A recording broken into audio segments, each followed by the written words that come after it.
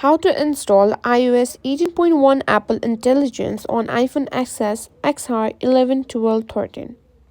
In today's video, I'm going to show you how to install iOS 18.1 with Apple Intelligence on your phone XS, XR, 11, 12, or 13. If you want to enjoy the latest features, improved performance, and new AI capabilities, this tutorial is for you, so let's get started. First, make sure you have an iPhone XS, XR 12, 11, or 13. You'll need to be connected to Wi-Fi and have at least 50% battery or plug your phone into a charger for the update. Now to begin, open the Settings app on your iPhone. Now scroll down and tap on General and simply click on Software Update. Now your iPhone will check for the latest available update. If iOS 18.1 with Apple Intelligence is available for your device, you'll see it listed over here.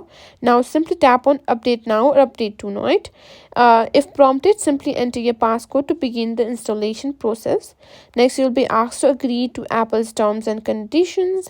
Tap Agree to proceed and the download will start, and it might take few minutes depending on your internet speed. Once the download is complete, your iPhone will automatically prepare to install the update. When the download is finished, your iPhone will restart and begin installing the update. This may take a little while, so be patient.